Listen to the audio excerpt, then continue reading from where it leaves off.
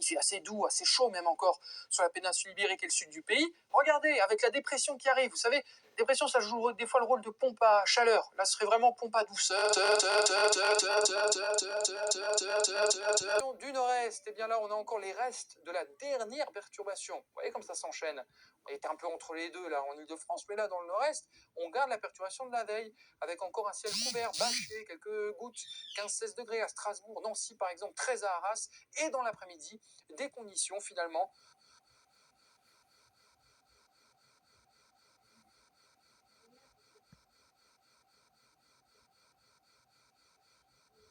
pour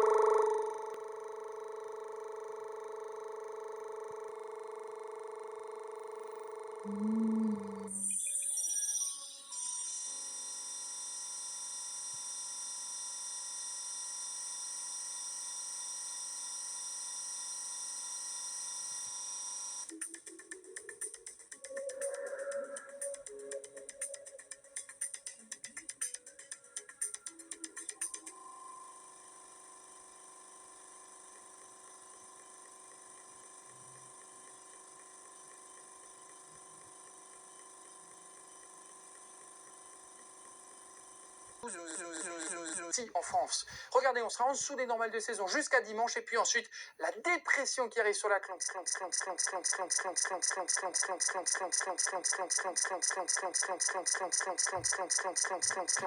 Et voilà, c'est désormais la fin de cette édition. Merci à tous.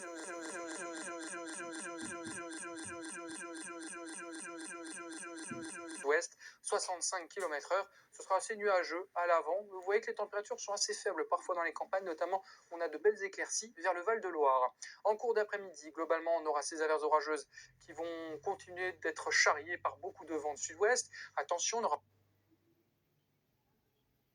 que vous avez annoncé. Alors ça, elle va se faire assez tardivement, seulement dimanche, puisqu'entre-temps, eh bien, il va encore beaucoup pleuvoir, on aura des orages. Et d'ailleurs, je voulais vous montrer quand même un aperçu déjà de cet accueil, justement, votre ressenti de ce week-end, qui sera très contrasté. Vous voyez, samedi, on aura le passage d'une forte perturbation, ça va apporter beaucoup d'instabilité, des averses, un ciel de traîne à l'arrière, perturbation, ça va apporter beaucoup d'instabilité, des averses, un ciel de traîne à l'arrière, et puis des orages localement à surveiller dans le sud-est, tandis que les éclaircies reviendront par le Finistère et le Pays Basque. Mais